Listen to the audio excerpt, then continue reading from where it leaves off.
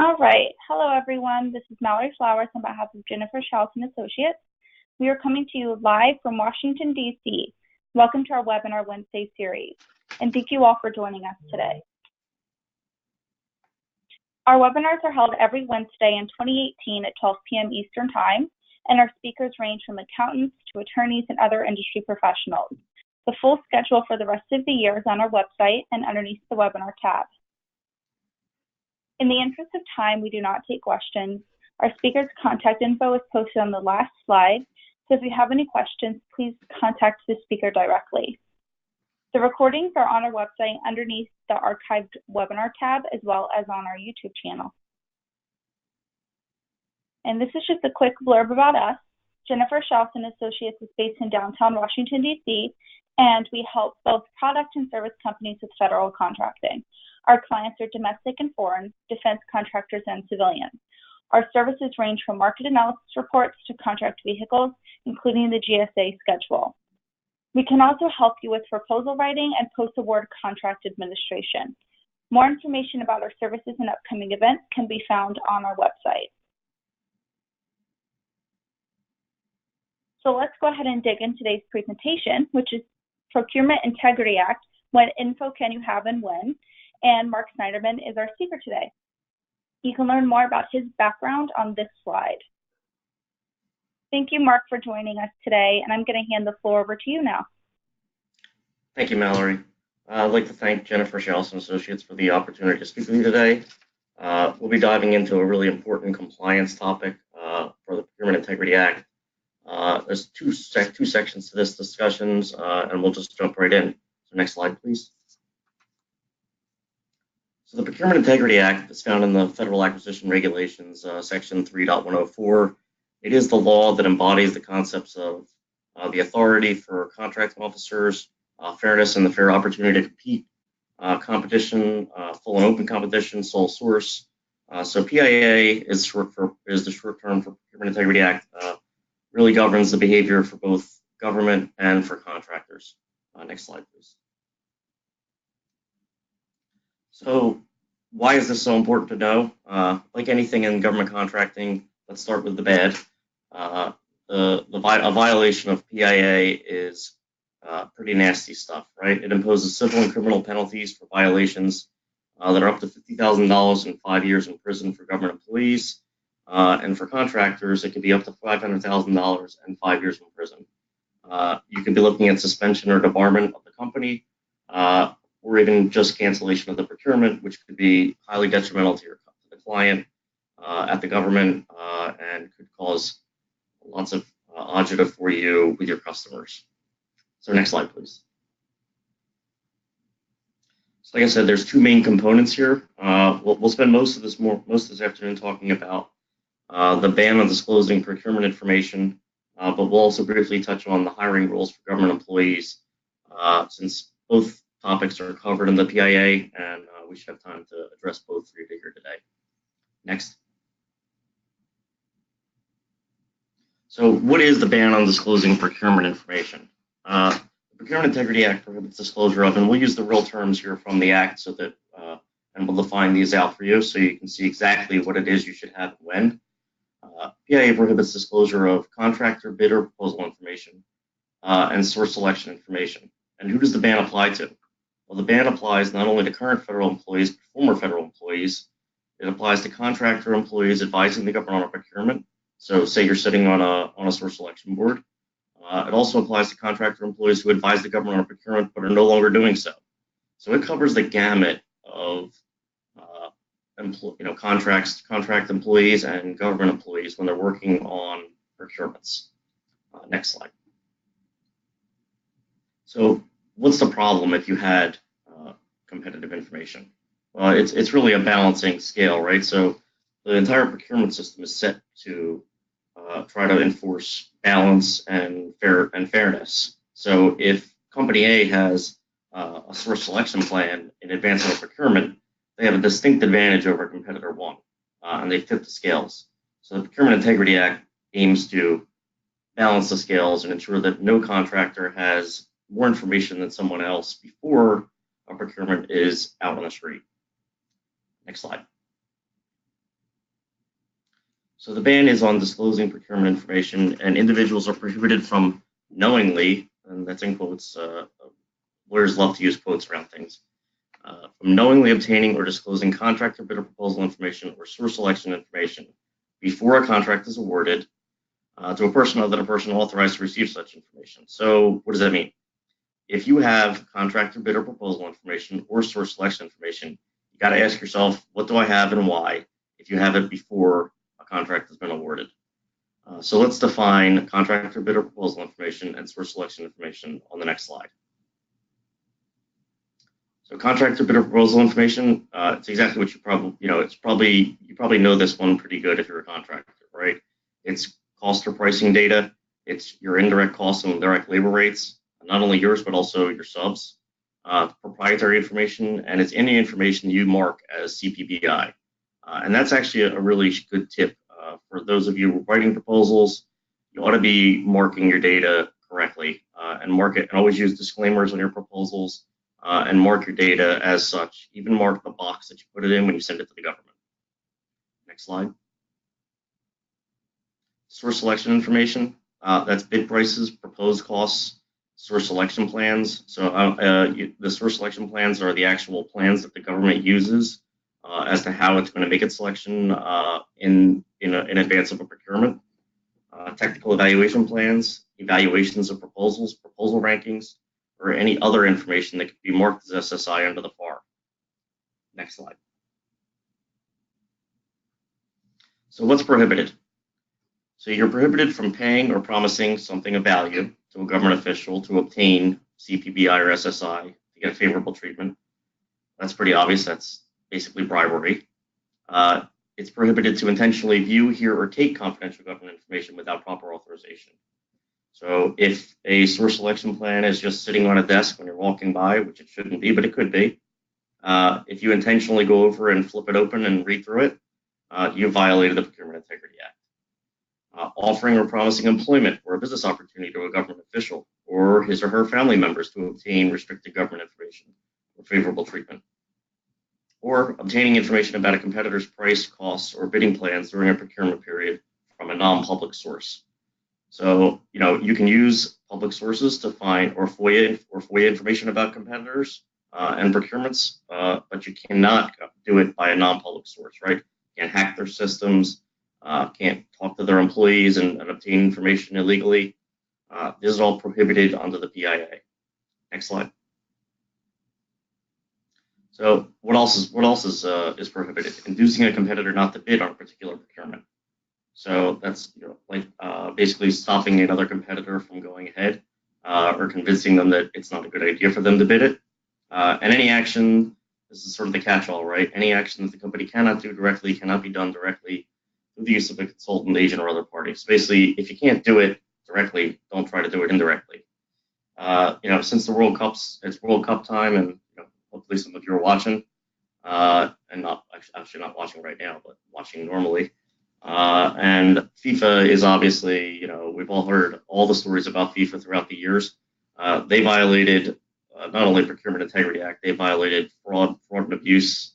Pretty much you name the gamut of it, they've done it. Essentially, they have bribed with hundreds of millions of dollars over the years to ensure that certain countries didn't bid on having the World Cup there. Next slide, please. So what does PIA not apply to?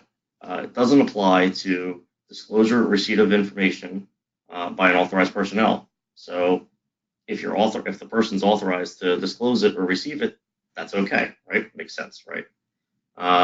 If you disclose your own information and you're a contractor, right? You put the information out there. Now PIA doesn't apply. If a procurement's been canceled before award, then PIA doesn't apply. So it becomes public and you can disclose things. Or it doesn't apply to meetings between agency officials and potential offerors, assuming that there's no unauthorized disclosure at that meeting. So you can meet with the government and have discussions on, such as, you might be asked to come in and do a verbal discussion over your proposal and talk about actual things that are in the proposal. That's not an unauthorized disclosure. Next slide. It doesn't apply to, it doesn't restrict sharing of information with Congress, the GAO, or a federal agency or an IG. Certainly, they have the power to come through and ask for information related to a procurement, and you'll have to give it. It doesn't limit a requirement, sanction, contract penalty, or remedy established under another law or regulation, and it doesn't apply to non-competitive procurements. So that's important. So if you're dealing in a sole selection environment, PIA is not applicable. Next slide. So the best way for me to explain these to you, we just went over a lot of law, hopefully not too quickly that you can comprehend it. But let's look at some hypotheticals, and this will help solidify what exactly the PIA applies to, when you should have information and when you shouldn't. So I gave you a couple examples here. So we'll run through the example and then discuss whether or not it's a violation or not. So Ray is a Department of Defense employee and a member of the team that was writing a statement of work for a sole source contract. He believes he could shorten the process, so he sends a sole source contractor an advance copy of the SOW to get his back channel comments on it. Did Ray violate the Procurement Integrity Act? Next slide.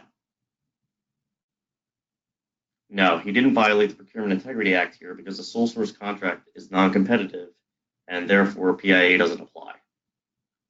Next slide. How about this one? Subcontractor helps prepare a proposal with a prime contractor under a teaming agreement. The subcontractor then submits its own proposal for a follow-on contract and basically uses the entire proposal from prime. So they take all the prime's proprietary information. Is this a violation of the Procurement Integrity Act? Next slide. This one's tricky. It's not a PIA violation. The prime contractor voluntarily shared its information with the subcontractor. Now, although it's not a violation of Procurement Integrity Act, it certainly could be a violation of a teaming agreement or NDA between the subcontractor and the prime. So that's just a side tip to you to make sure that when if you're a contractor and you're putting out proposals, make sure that your TAs and NDAs are tight and you're obtaining those.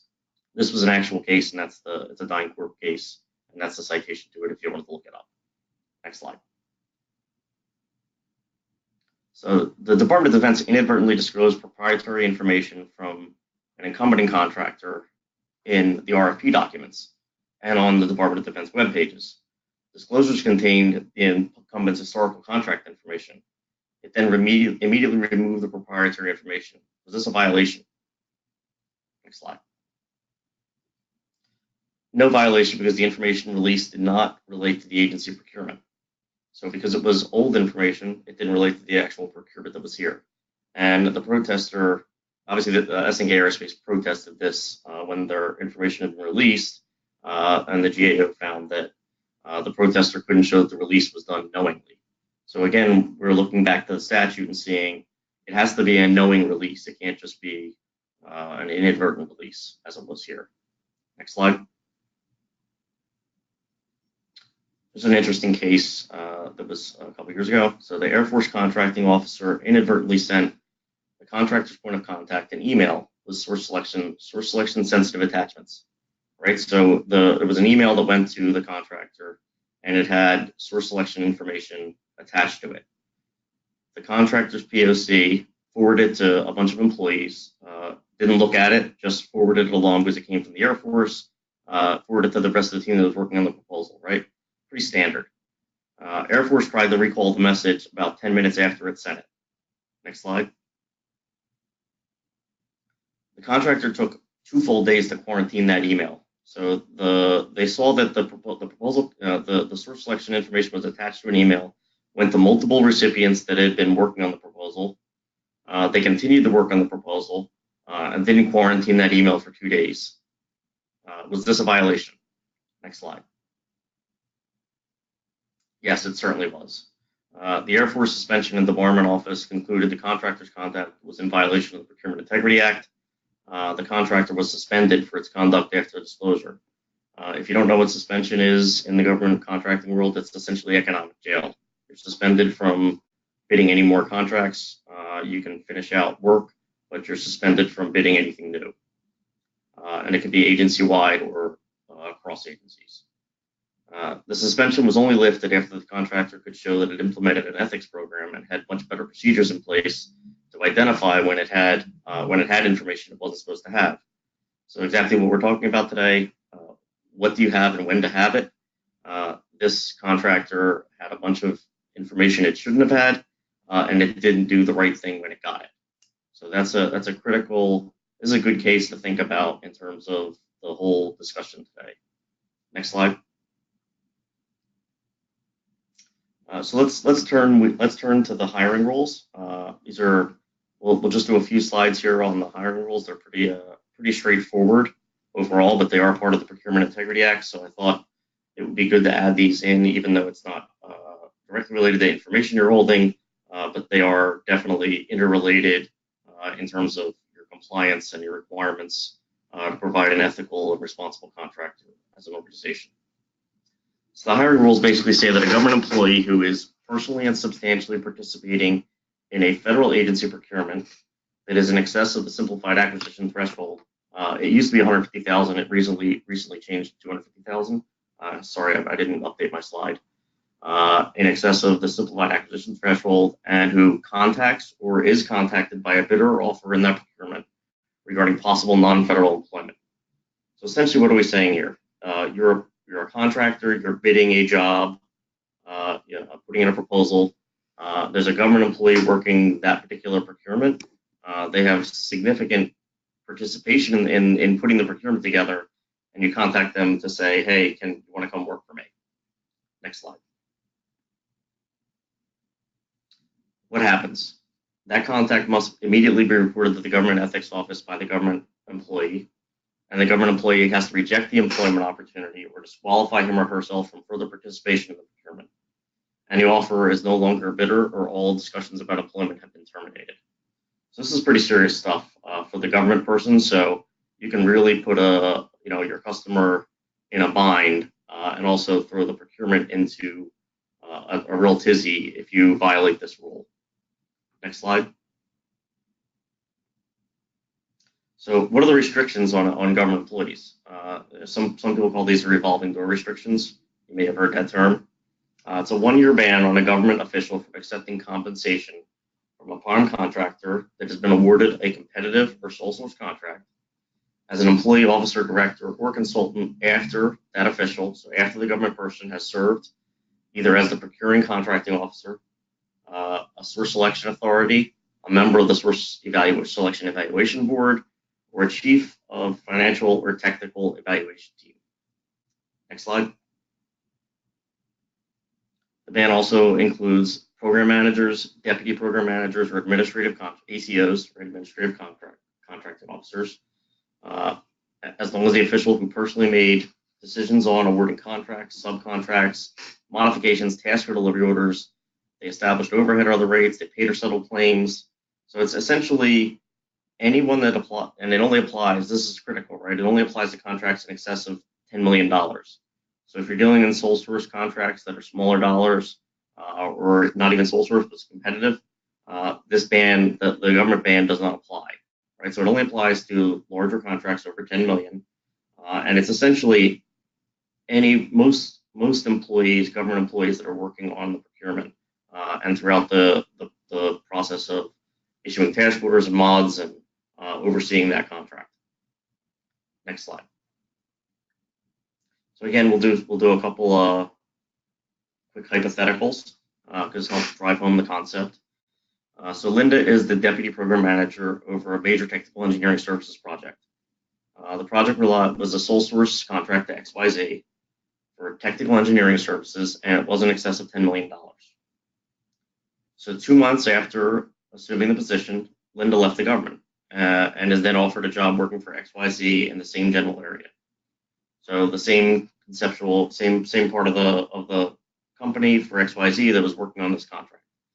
Does the Procurement Integrity Act prevent Linda from taking the job? Next slide. Linda is barred from accepting compensation from XYZ company due to the 1-year ban. Next slide. So the $12 million competitive award is made to ABC Company on January 10th of 2017. The week before the award, Sharon is named a member of the sole source selection board on the procurement. After award to ABC, Sharon becomes the contracts administrator and makes decisions to award several task orders to ABC company for the government. She gets in a fight with her boss and she leaves federal service and goes to ABC company on June 5th of the same year. Is this a violation? Next slide. Yes, Sharon can accept compensation from ABC company because she awarded task orders to the company as well as was on the source selection board. Next slide. So what happens if you have a violation? What happens if you have information that you're not supposed to have? So if you think that information has been improperly disclosed to you and you want to know if others have the same information, ask. Right? The first thing to do is find out who has this information and who else has it. Do you have something that you shouldn't have? People around you may not know the rules. It's up to you to ask questions. Be aware if the source of information doesn't want to be revealed, right? If you get handed a statement of work or a spec from a government customer, and they don't want you to know, they don't want to say that they gave it to you or they slid it into your bag, make sure you know what you have and how and why. Next slide. So what do you do if you get it? Stop reading it, stop listening, quarantine it, right? So what did we learn from the one case with the Air Force that we talked about earlier? They didn't quarantine the email in time, right? They got the information, they spread it around, and they waited 2 full days before they did anything about it, which means the chances that someone had actually read through the source selection information and were just going to use it in developing the proposal was high. So had they quarantined it and handled it quickly, they might have been able to avoid the violation or at least avoid suspension. So what's the first thing you need to do? If you get information you shouldn't have or you're unsure, contact your supervisor. Or if you have in-house counsel, call your in-house counsel. Maybe your contracts department, your company should have a policy in place in its handbook for how to deal with violations and how to deal with information that you have and what to do with it. You may need to think about mandatory disclosure to the government. And like I said before, it's really important to mark your own information as proprietary and ensure that you have the proper TAs and NDAs in place when you're doing bid and proposal work. Next slide. So that's all I had for today. I appreciate your time. I'll hand it back to Mallory. Thank you. Yeah, thank you so much, Mark. That was a lot of great information, and thank you for sharing your time with us today, and thank you for everybody who joined us. If you have any questions for Mark, please contact him directly with the contact information you see on your screen. Next week, we are covering GSA pricing analysis at 12 o'clock and then price to win at 12:30. And this concludes our webinar. Thank you, everybody.